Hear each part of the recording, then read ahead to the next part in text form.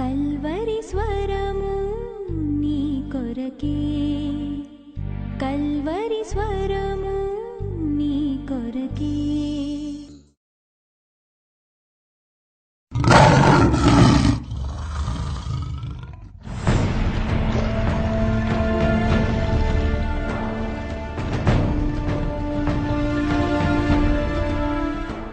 ప్రార్థన వ్యర్థము కాలేదు అనే మాట కింద, అనే సబ్ హెడ్డింగ్ కింద 3 విషయాలు మనం నేర్చుకునే ప్రయత్నం చేద్దాం. ఏమిటి ఆ 3 విషయాలు? పరిశుద్ధుల నివాసము, 2 పరిశుద్ధుల సహవాసము, 3 పరిశుద్ధుల స్తుతి యాగము. జాగ్రత్తగా విందాం. 17వ వచనం మరలా చదువుతున్నా. అప్పుడు దానియేలు తన ఇంటికి పోయి తన స్నేహితులైన హనన్యాకును మిషాయేలునకును అజర్యాకును సంగతి తెలియచేసి, పరిశుద్ధుల నివాసము. ఈ వచనాన్ని బట్టి మనకు అర్థమైంది ఏమిటంటే, దానియేలు, షద్రకు, మెషకు, అబేద్నెగో బబులోను దేశంలో ఉన్నప్పటికీ కూడా, బబులోను దేశస్థుల మధ్య నివసిస్తున్నప్పటికీ కూడా, వారు మాత్రం ప్రత్యేకంగా ఒక ఇంట్లో ఉంటున్నారు. వారు ప్రత్యేకంగా నివసించారు. పరిశుద్ధుల సహవాసము. వారు ఆత్మలో కలిసి ఉన్నారు, విశ్వాసంలో కలిసి ఉన్నారు, ప్రార్థనలో కలిసి ఉన్నారు. దానియేలు సెల్ఫిష్ పర్సన్ కాదు. వీళ్ళెవ్వరికీ చెప్పకుండా నేనొక్కడినే వెళ్ళి ప్రార్థన చేసుకుని నాకొక్కడికే జవాబు వస్తే నేనొక్కడినే రాజు దగ్గరికి వెళ్ళి నేనొక్కడినే ఉన్నతమైన స్థానంలో ఉండాలి. అయ్యో, దానియేలు ఎప్పుడూ కూడా స్వార్థపరుడు కాదు. దానియేలు ఎప్పుడూ కూడా నిస్వార్థపరుడుగానే కనిపించాడు. సమస్య వచ్చినప్పుడు తన స్నేహితులతో పంచుకున్నాడు. ప్రార్థన చేద్దాం, దేవుడు జవాబిస్తాడు. మేము మేము మేము అనే మాటే వాడాడు దానియేలు. ఎప్పుడూ కూడా సెల్ఫిష్ పర్సన్గా కనిపించడు. చూద్దాం రండి, త్వరగా మాట మీకు చదివిస్తాను. 23వ వచనము. మా పితరుల దేవా, వివేకమును బలమును నాకు అనుగ్రహించి ఉన్నావు. మేము అడిగిన ఈ సంగతి ఇప్పుడు నాకు తెలియచేసి ఉన్నావు. ఏమన్నాడు చెప్పండి? మేము అడిగిన. నేనొక్కడనే కాదయ్యా, ఈ జవాబుకు నేనొక్కడనే కారణం కాదయ్యా, ఈ జవాబుకు మా అందరి ప్రార్థన కారణము. దానియేలు మర్చిపోలా. వీళ్ళందరూ కలిసిన ప్రార్థనకే అది ప్రతిఫలము, మర్చిపోలా. 2 ఏలయనగా, అదే 23వ వచనంలో చివరి 2 లైన్స్ చదువుతున్నాను. ఏలయనగా రాజు యొక్క సంగతి నీవే మాకు తెలియచేసితివి. వాస్తవంగా ఎవరికి తెలియజేశాడు దేవుడు? దానియేలుకు తెలియజేశాడు. కానీ ఏమంటున్నాడు? మాకు తెలియచేశావు. 36వ వచనము, 2:36. తాము కనిన కల ఇదే, దాని భావము రాజు సముఖమున మేము తెలియచెప్పెదము. చూశారా? దానియేలు ఎప్పుడు కూడా అంతా నా వల్లే, రాజు యొక్క కలభావము నా వల్లే సాధ్యమైంది, రాజు యొక్క సింహాసనము, రాజు యొక్క పరిపాలన నాశనం కాకుండా నా వల్లే, నా ప్రార్థన వల్లే. అయ్యో అయ్యో, ఇలాంటి మాటలు పలికే వాళ్ళు ఆత్మీయులు కానే కాదు. నేను ప్రార్థన చేయగా నేను నేను నేను ఇది సరైన ఆత్మీయత కాదు. ఏ రోజు కూడా కల్వరి టెంపుల్లో నేను అనే మాట వాడడానికి సాహసం చేయలా. ఎప్పుడైనా ఈ మాట నేను వాడడం మీరు విన్నారా? మీ చెవుల్లో విన్నారా? విన్నవాళ్ళు చేయి చూపిస్తారా? మనందరి ప్రార్థన వల్ల, మనందరి త్యాగముల వల్ల, ఇంకా చెప్పాలంటే మీ అందరి ప్రార్థన వల్ల, మీ అందరి త్యాగముల వల్ల ఎంత అద్భుతమైన పరిచర్య ఈరోజు సాధ్యమైంది. అది మనస్ఫూర్తిగా ఇక్కడ నిలబడి నేను చెప్పగలను. దానియేలు స్వార్థపరుడు కాదు. తాను సమస్యను ఎదుర్కోవాల్సి వచ్చినప్పుడు ఒంటరిగా వెళ్ళాడు. తమ్ముళ్ళని ఎందుకు, వాళ్ళెందుకు భయపెట్టడం? చిన్నవాళ్ళు వాళ్ళెందుకు భయపెట్టడం? నేనే ఫేస్ చేయాలి. సమస్య వచ్చినప్పుడు దానియేలు పెద్ద మనసుతో ఆర్యోకును ఎదుర్కొన్నాడు. ఒకవేళ చంపాల్సి వస్తే ముందుగా నేను ప్రాణం పోగొట్టుకుంటే నా వాళ్ళకేం కాకూడదు. ఎంత అద్భుతమైన మనసు అండి. రాజు దగ్గరకు వెళ్ళవలసినప్పుడు నేనే వెళ్తా. ఒకవేళ రాజు ఆగ్రహంతో చంపండి వీడిని అంటే ముందుగా నేను ప్రాణం పోగొట్టుకుంటా, నా వాళ్ళు ఎందుకు ప్రాణం పోగొట్టుకోవాలి? ఎంత మంచి మనసు అండి. తిరిగి వచ్చినప్పుడు దానియేలు ఒంటరిగా వెళ్ళి నేనే ప్రార్థన చేసుకుంటా అనలేకపోయాడు. కారణం ఏమిటంటే కలిసి ప్రార్థన చేయడంలో శక్తి ఉన్నది అని గ్రహించాడు. కలిసి విజయము సాధించటంలో ఆనందము ఉన్నది. విజయము సాధించినప్పుడు కలిసి దానిని పంచుకోవడంలో సంతోషం ఉన్నది గ్రహించాడండి. కాబట్టి తన సహోదరులతో వెళ్ళి ప్రార్థన చేద్దాం, దేవుడు నాకు ఆ జవాబు ఇస్తాడని చెప్పి ప్రార్థన చేద్దాం. దయచేసి గమనించండి, ప్రార్థనకు జవాబు వచ్చింది. దర్శనము యొక్క భావం ఏమిటో దానియేలుకు తెలియచేయబడింది. ఎప్పుడు తెలియచేయబడిందో తెలుసా మీకు? చదువుదాం రండి. 18వ వచనము, 19వ వచనము. తానును తన స్నేహితులను బబులోనులో తక్కిన జ్ఞానులతో కూడా నశింపకుండునట్లు ఆ కళ యొక్క మర్మ విషయములో పరలోకమందున్న దేవుని వలన కటాక్షము పొందు నిమిత్తము ఆయనను వేడుకొనుడని వారిని హెచ్చరించెను. అంతటా ప్రార్థన చేద్దాం. మీరు చేయండి, నేను చేస్తాను. ప్రార్థన చేద్దాం. ప్రార్థన వల్ల జవాబు వస్తుంది. అంతటా, అప్పుడు, ఎప్పుడో? వారు ప్రార్థన చేసినప్పుడు. రాత్రి అందు దర్శనము చేత ఆ మర్మము దానియేలునకు బయలుపరచబడెను. అంతటా లేదా అప్పుడు, ఎప్పుడో? ప్రార్థన చేసినప్పుడు. సహోదరులు, సహోదరులు, సమస్యలకు పరిష్కారము ఉంది. ఎప్పుడో? ఇప్పుడు మీరు చెప్పాలి. ప్రార్థన చేసినప్పుడు. ప్రార్థన చేసినప్పుడే సమస్యకు పరిష్కారం దొరుకుతుంది. ప్రార్థన చేసినప్పుడే మన ఎదుట ఉన్నటువంటి అడ్డులు తొలగిపోయే పరిస్థితి ఏర్పడుతుంది. ప్రార్థన చేసినప్పుడే శత్రు యొక్క పన్నాగములు పటాపంచలైపోతాయి. అప్పుడు, అంతటా, రాత్రి అందు, ఎప్పుడు? దానియేలు, షద్రకు, మెషకు, అబేద్నెగో దేవుని కృపా సింహాసనమును చేరినప్పుడు, నిస్సహాయ స్థితిలో దేవుని సహాయం కొరకు ఆయన ఎదుట మోకాళ్ళ మీద పడినప్పుడు, అప్పుడు జవాబు వచ్చింది. సహోదరులు, సహోదరులు, ప్రతి సమస్యకు జవాబు వస్తుంది. ఎప్పుడు? ప్రార్థన చేసినప్పుడు. బైబిల్ సెలవిస్తుంది, నీతిమంతుని ప్రార్థన మనపూర్వకముగా బహు బలము గలదై. ఎస్, నీతిమంతునిగా నువ్వు జీవిస్తున్నట్లయితే నీ ప్రార్థన మనపూర్వకంగా బహుబలము గలదై దేవుని దగ్గర నుంచి జవాబులు తీసుకొస్తుంది. ప్రార్థన జవాబును తీసుకొచ్చింది. ఎప్పుడు తీసుకొచ్చింది? సరైన సమయంలో, ఆన్ టైం. ఎప్పుడైతే జవాబు రావాలో అప్పుడే జవాబు వచ్చింది. ఎక్కడ జవాబు రావాలో అక్కడే జవాబు వచ్చింది. ఏ విషయంలో జవాబు రావాలో ఆ విషయంలో జవాబు వచ్చింది. సహోదరులు, సహోదరులు, దయచేసి అనుకోమాకండి మన దేవుడు మన ప్రార్థనలకు జవాబు ఆలస్యం చేస్తాడని. చాలాసార్లు మనం ప్రార్థన చేసినప్పుడు ఆ ప్రార్థనకు వెంటనే జవాబు రాకపోతే అనుకుంటాం దేవుడు ప్రార్థనలకు జవాబు ఆలస్యం చేస్తున్నాడని. నో,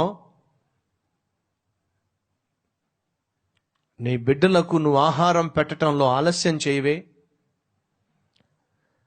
నీ బిడ్డలను చదివించటంలో నువ్వు ఆలస్యం చేయవే, వారికి ఏదైనా కాస్త అనారోగ్యం ఉన్నట్లయితే మందులు వేయటంలో ఆలస్యం చేయవే, వారి క్షేమం గురించి అహర్నిశలు ఆలోచిస్తావే, నువ్వే నీ బిడ్డలను అంతగా ప్రేమిస్తూ అన్నీ కూడా సమయానికే సమకూర్చి పెడుతున్నట్లయితే నిన్ను ప్రాణంగా ప్రేమించిన దేవుడు ఏ రీతిగా నీ జీవితంలో నీకు ఇవ్వవలసిన జవాబులు ఆలస్యం చేస్తాడు? ఆయన ఆలస్యము చేసేవాడు కానే కాదు. ఖచ్చితముగా, యాక్యురేట్గా సమయానికే జవాబిస్తాడు. వాళ్ళు ఒక భయంకరమైన సమస్య గుండా వెళ్తున్నారు. ప్రాణాలు పోగొట్టుకునేటటువంటి సమస్య గుండా వెళ్తున్నారు. ఈ సమస్యకు పరిష్కారము రాజు యొక్క కల భావము చెప్పడమే. భావము ఒకవేళ దానియేలు చెప్పలేకపోతే, రాజు ఇచ్చిన గడువులో చెప్పలేకపోతే చంపబడతాడు. ఇప్పుడు జవాబు ఆన్ టైం రావాలి. జవాబు ఉన్న సమయంలోనే వచ్చేసేయాలి. నా ప్రభువు అంతకు ముందే జవాబు ఇచ్చేశాడు. వారు ఆ రోజు ప్రార్థన చేయడం ఆలస్యం. రాత్రి అందు దర్శనములో దానియేలుకు జవాబు వచ్చేసింది.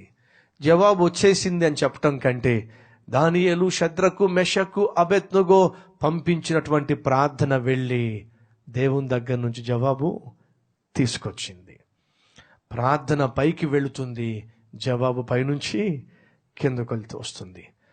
దురదృష్టం ఏమిటంటే మన ప్రార్థన ఇంత పైకి వెళ్ళి మళ్ళీ కింద పడతా ఉంటుంది, ఇంత పైకి వెళ్ళి మళ్ళీ కింద పడతా ఉంటుంది, పైకి వెళ్ళదు. కొన్నిసార్లు తారాజువులు ఉంటాయి కదా, ఆ లోపల మందు సరైంది కాకపోతే మంట పెడతారు, అంతే, ఇలా వెళ్ళి డామ కింద పడుద్ది. అది స్పీడ్గా పైకి వెళ్తే ఎంతో సంతోషిస్తాం, మనం ఎంతో ఆనందిస్తాం, పైకి వెళ్తే ఎంతో ఆనందిస్తాం. కానీ వెళ్ళదు, ఎందుకు? మందు సరైంది కాదు. మన ప్రార్థన పైకి వెళ్ళాలంటే ఇది సరిగ్గా ఉండాలి. ఇది సరిగ్గా లేకపోతే ప్రార్థన పైకి వెళ్ళదు. ఆనాడు షద్రకు, మెషకు, అబేద్నెగో, దానియేలు హృదయాలు సరైనవి కాబట్టే ప్రార్థన వెంటనే పైకిలింది, జవాబు వెంటనే వచ్చేసింది. నీ ప్రార్థనలకు వెంటనే జవాబు రాకపోతే దేవుణ్ణి ప్రశ్నించమాకు, నిందించమాకు. మోకాళ్ళ మీద పడి ఒక్కసారి నీ హృదయాన్ని పరిశీలించుకో, హృదయాన్ని సరిచేసుకో. రక్షింపనేరకున్నట్లు నా హస్తములు కొరచ కాలేదు, విననేరకున్నట్లు నా చెవులు మందము కాలేదు. మీ పాపములే మీకు నాకు మధ్య అడ్డుగా వచ్చెను అని దేవుడు సెలవిచ్చాడు యెషయా 59 మొదటి వచనంలో. ఒకవేళ నీకు ప్రార్థనలకు జవాబు రాకపోతున్నట్లయితే, ఆశించినటువంటి ప్రతిఫలం నీ చెంతకు చేరకుండా ఉన్నట్లయితే, ఎందుకని మన హృదయాలను పరిశీలించుకోకూడదు, పరీక్షించుకోకూడదు? పరిశుద్ధుల ప్రార్థన వ్యర్థం కాల. కారణము పరిశుద్ధుల నివాసము, పరిశుద్ధుల సహవాసము, పరిశుద్ధుల స్తుతి యాగము. ఎప్పుడైతే వారు నివసించేటటువంటి నివాసమును భద్రపరుచుకున్నారో, అపవిత్రతకు, లోక మాలిన్యము అంటకుండా తమను తాము ప్రత్యేకించుకున్నారు, కలిసి ప్రార్థన చేసి వారికి వచ్చిన సమస్యను సమిష్టిగా పంచుకొని దేవునికి మొరపెట్టారో, దేవుడు జవాబిచ్చాడు, అద్భుతమైన జవాబిచ్చాడు. ఎప్పుడైతే జవాబు వచ్చిందో పరిశుద్ధుల స్తుతిగానము. ఏమిటి స్తుతిగానము? జవాబు వచ్చింది. ఆ మాట చదివేసి నేను ముగించేస్తాను. అంతట రాత్రి అందు 19వ వచనము, అంతట రాత్రి అందు దర్శనము చేత ఆ మర్మము దానియేలుకు బయలుపరచబడిన గనుక దానియేలు పరలోకమందున్న దేవుణ్ణి స్తుతించెను. పరలోకమందున్న దేవుణ్ణి ఏం చేశాడు? నాబోటోడైతే ఏం చేస్తాడో చెప్తా వినండి. దర్శనమునకు భావము తెలిసిన వెంటనే గబగబా లేవాలి, చొక్కా ప్యాంట్ వేసేసుకోవాలి, బయలుదేరాలి. దానియేలన్నా ఎక్కడికి వెళ్తున్నావు? నేను ఇప్పుడు ఆగలేను. ఏమైంది? వచ్చేసింది. ఏమొచ్చేసింది? జవాబు వచ్చేసింది. వాస్తవమా కాదా? మనకు రిజల్ట్స్లో మంచి మార్కులు వస్తే, ఆపరేషన్ థియేటర్ నుంచి బయటకు వచ్చి కొడుకు పుట్టాడు అని వార్త వస్తే, పెళ్లి సంబంధం కుదిరింది అని తెలిస్తే, ఇంటర్వ్యూలో సెలెక్ట్ అయ్యావు అని తెలిస్తే నువ్వు భూమి మీద ఆగుతావా? లేదా వెంటనే కళ్ళు మూసుకొని, ప్రభువా నువ్వు ఎంతైనా నమ్మదగిన వాడవు, ఎంతైనా కనికరమును, కృపను, కటాక్షమును చూపించువాడవు, నా ప్రార్థనకు జవాబిచ్చావు, నీకు వందనాలు నాయనా. దానియేలు చేసింది అది. ఎప్పుడైతే జవాబు వచ్చిందో వెంటనే బయలుదేరిపోలా, వెంటనే పరుగులు తీలా, వెంటనే బట్టలు వేసుకుని షద్రకు, మెషకు, అబేద్నెగోకు చెప్పకుండా బయలుదేరిపోలా. ఆర్యోకి ఫోన్ చేసి వచ్చేస్తున్నా. పరిశుద్ధులు పరుగులు తీయలా, అందుకే ఆ టైటిల్ పెట్టా, పరిశుద్ధులు పరుగులు తీయలా. వారు మొదటిగా పరుగు తీసింది మనుషుల దగ్గర కాదు, వారు మొదటిగా పరుగులు తీసింది జవాబిచ్చిన దేవుని దగ్గరకు. పరిశుద్ధుల నివాసము, పరిశుద్ధుల సహవాసము ఇచ్చినటువంటి జవాబును బట్టి పరిశుద్ధుల స్తుతి యాగము, పరిశుద్ధుల స్తుతి గానము దానియేలు, షద్రకు, మెషకు, అబేద్నెగో మేము అన్నాడు చూసారా? అది కలిసి దేవుణ్ణి స్తుతించటం. జవాబిచ్చిన వెంటనే దేవుణ్ణి మర్చిపోవడం, జవాబిచ్చిన దేవుణ్ణి పట్టించుకోకుండా పరుగులు తీస్తూ మనుషుల దగ్గరికి వెళ్ళి ఇదిగో వచ్చేసింది జవాబు అని చెప్పుకుని కేరింతలు కొట్టడం, గంతులు వేయటం సాధారణంగా ఆత్మీయతలో ఎంతో కొంత బలహీనత కలవాళ్ళు చేసేది. కానీ ఆత్మీయ జీవితంలో బలమైన వాళ్ళు, పరిపక్వత కలవాళ్ళు, మనుషులతో వారి సంతోషాన్ని పంచుకోవడానికి ముందుగా దేవుని దగ్గరికి వెళ్ళి, నాయనా జీవితాంతం రుణస్తున్నయ్యా, నిండు కృతజ్ఞతలయ్యా, 5 రొట్టెలు 2 చేపలు అనేక వేల మందికి యేసయ్య పనిచేశాడు. అలా పంచిన తర్వాత శిష్యులను తొందర చేసి యేసు ఏం చేశాడు? ఏకాంతంగా కొండ మీదకి వెళ్ళి అద్భుతాన్ని చేయటానికి శక్తినిచ్చిన తన తండ్రిని కలుసుకున్నాడు. ఆయనను స్తుతించటానికి, ఘనపరచటానికి. దయచేసి గమనించండి, మనం మేలు పొందుకున్నప్పుడు ఎంత త్వరగా దేవుణ్ణి స్తుతిస్తామో, ఎంత త్వరగా ఆయన పట్ల కృతజ్ఞతా భావాన్ని కనపరుస్తామో అంత అత్యధికముగా మరెన్నో ఆశీర్వాదాలు మనం పొందుకుంటామనే సత్యము మర్చిపోవద్దని మనవి చేస్తూ ముగించేస్తున్నా. Let us pray. ప్రార్థన చేద్దాం.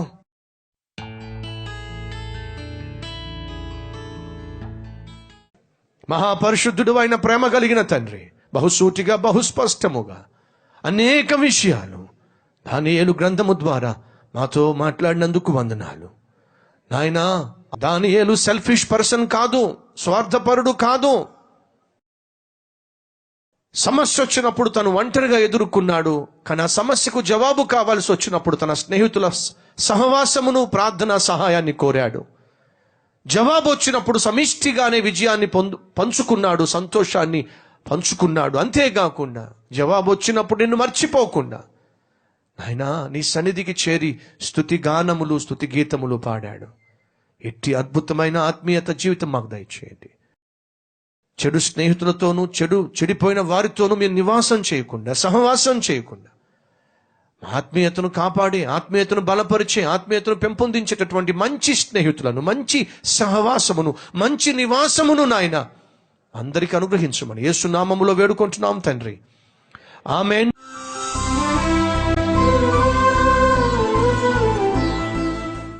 కారు చీకటైన నా జీవితంలో కాంతులు నింపింది ఆ పాట. అందరికి శలం. నా పేరు నాగశెట్టి. ఎప్పుడైతే కొందరు చెడు స్నేహితులు నా జీవితంలో ఎంటర్ అయ్యారో అప్పటి నుంచి నేను పాడైపోయాను. అక్కడి నుంచి నా ఇష్టానుసారంగా జీవించడం మొదలుపెట్టాను. అలా నా ఇష్టానుసారంగా జీవించడం వల్ల నా కుటుంబం బలైపోయింది. నా భర్త తాగి ఫ్రెండ్స్ని ఇంటికి తీసుకొచ్చి ఎలాగంటే అలా ఉండేవాడండి. కనీసం నా మాట కూడా వినేవాడు కాదు. ఎంతసేపు ఫ్రెండ్స్ మాట వినేవాళ్ళండి. తాగేసి వచ్చి ఇష్టం వచ్చినట్టు, నేను ఏదైనా అడిగితే ఇష్టం వచ్చినట్టు కొట్టేవాడండి. ఇంట్లోనే మొత్తం బార్ షాప్లో పెట్టి ఎలా అంటే అలా తాగిపించేవాడండి. నా చేత అన్నీ వండించేవాడండి.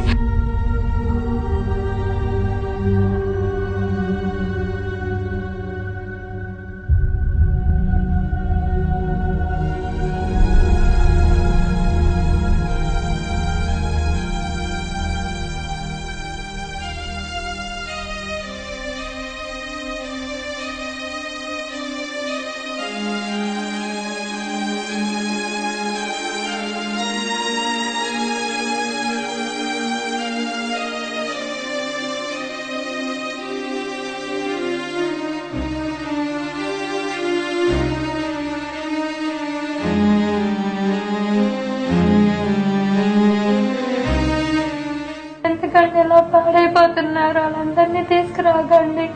మన బతికేదో మనం బతుకుదాము. డబ్బు ఎలాగంటే అలా ఎరజల్లుతున్నారు, ఎలాగంటే అలా వాళ్ళందరికీ పెడుతున్నారంటే ఎందుకే నా డబ్బు నా ఇష్టం అనేవాళ్ళండి. కానీ ఏ రకంగా ఉన్నా సరే నా భర్తకి నేను తోడై ఉండాలి. నా భర్త చాలా రకాలుగా పాడైపోతున్నాడండి. నేను ఎన్నో రకాలుగా చెప్పి చూశానండి. అయినా మార్పు చెందలేదండి. 8 సంవత్సరాలు ఒక్కరోజు కూడా ఇంట్లో సమస్య చూసేవాడు కాదండి. నేను తిన్నారా లేదా అని కూడా ఏ రోజు కూడా అడిగేవాడు కాదండి.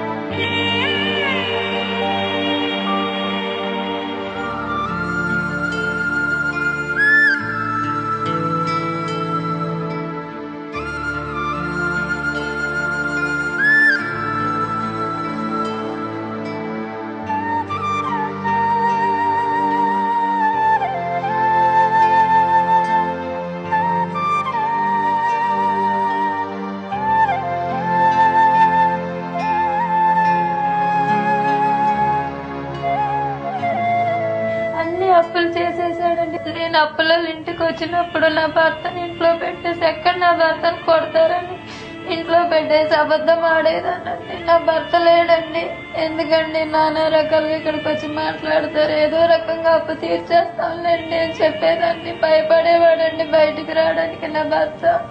ఏదో ఒక అబద్ధం చెప్పి పంపించేసేదానండి.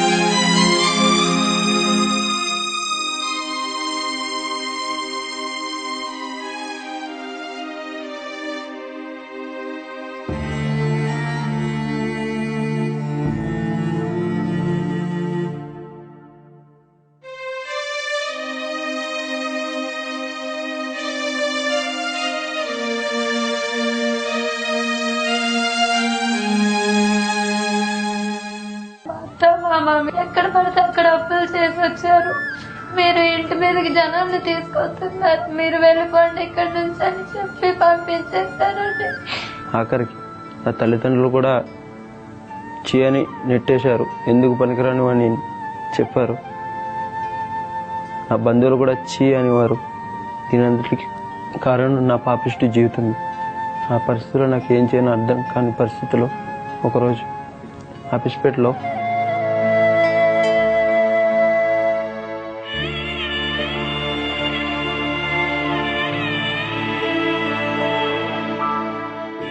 ఇంత గుంపులు గుంపులుగా జనం ఎక్కడికి వెళ్తున్నారు అని వాళ్ళ వెనుక వచ్చాను.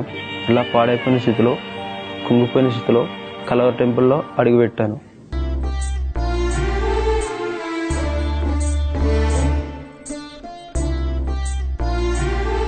ఆ రోజున పాడిన పాట నాకెంతో ధైర్యాన్ని ఇచ్చింది, ఆదరించింది.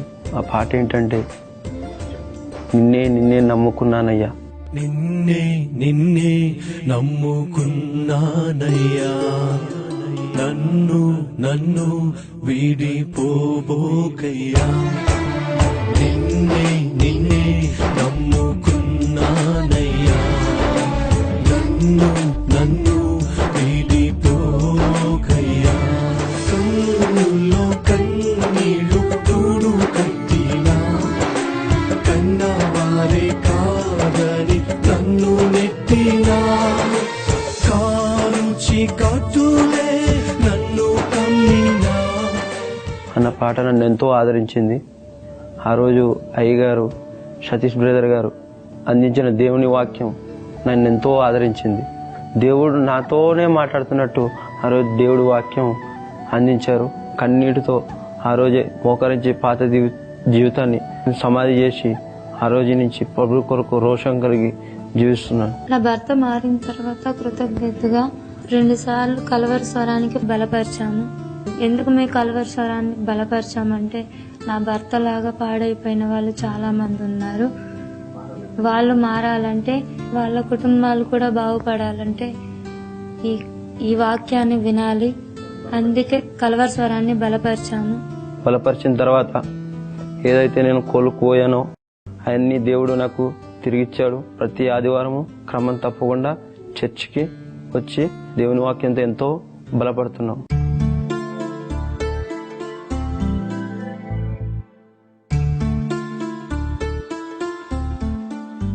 ఈరోజు నేను నా కుటుంబం ఎంతో సంతోషంగా ఉన్నామంటే కారణం ప్రభువైన యేసుక్రీస్తు. అంత గొప్ప పాట, జీవితాలను మార్చే పాట రాసిన, వాక్యం అందించిన దైవజనులు సతీష్ అయ్య గారికి నిండు వందనాలు తెలియజేసుకుంటాం. దేవుడికే మహిమ కలుగును గాక.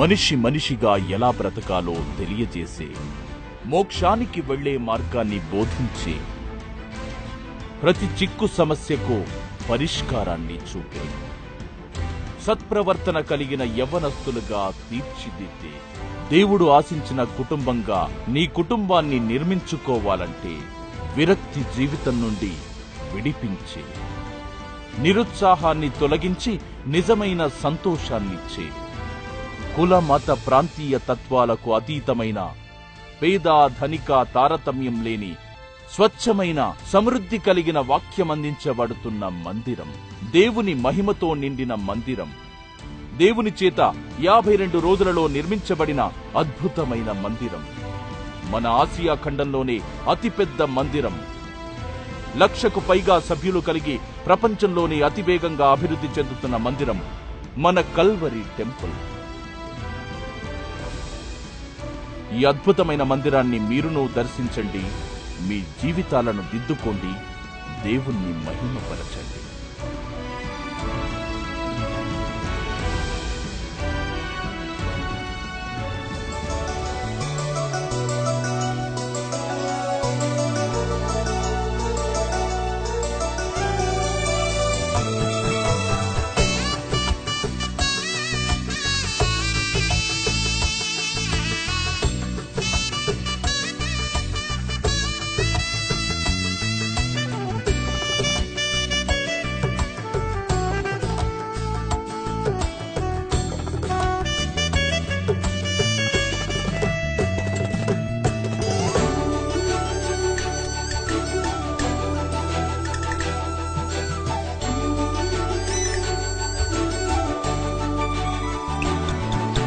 నా ఇంటి వారితో నీ సన్నిధిని చేరెదన్, నా పూర్ణ హృదయముతో నే నిన్ను సేవింతును.